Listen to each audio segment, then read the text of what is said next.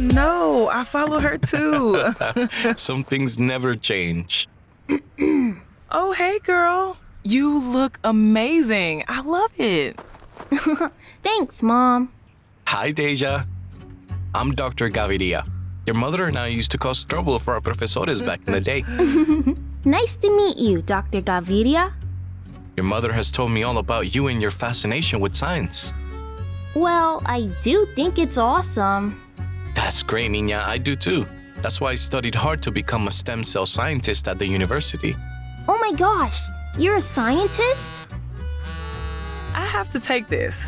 Talk science, you two. Rosita, what's up? You know, Dr. Gaviria, I just had the coolest experience at the salon. Well, all things that are alive are made up of cells, even the hair on our head.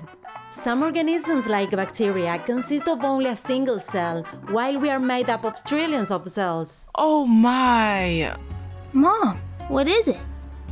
That was Miss Rodriguez. She's been running around all day in preparation for her daughter's quinceañera, and she forgot to make pan de polvo for it. I can do it. I want to help.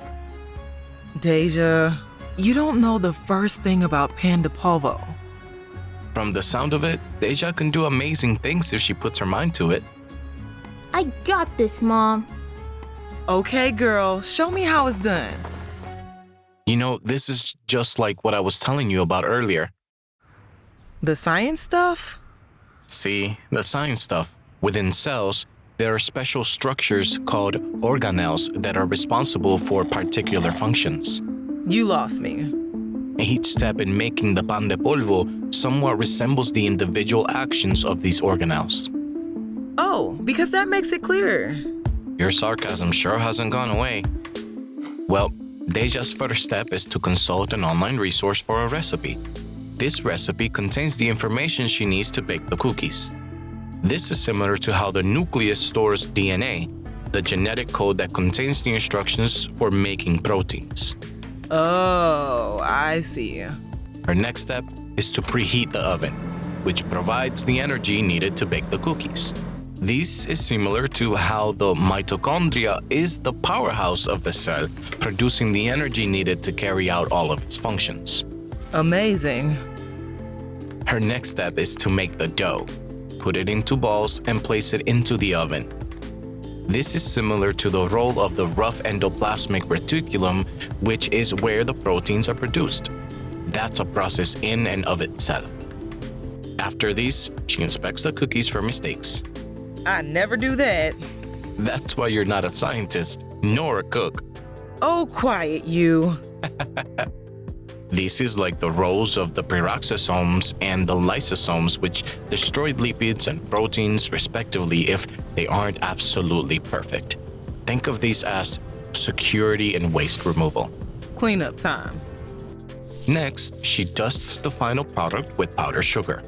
This is like the role of the smooth endoplasmic reticulum, which is involved in lipid production.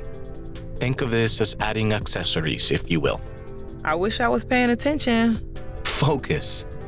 Finally, once all has been done, she packages the cookies and prepares to export them. This is like the role of the Golgi apparatus, which is responsible for protein modification and export. I get it now. Cells are made up of special, complex structures that help with specific functions. Muy bien. So you have been paying attention. Can't get enough of your cooking analogies. Here they are. Speaking of cooking analogies, I need to analyze one of these. You know, I have made pan de polvo many times back in Colombia, and even here on special occasions, and these are fantastic. I love that you made these, Deja, even if you've never made them before. It is so important that people are exposed to cultures outside of their own through experiential learning. And in this case, we can learn more about cells in the process. Cells? What does pan de polvo have to do with cells?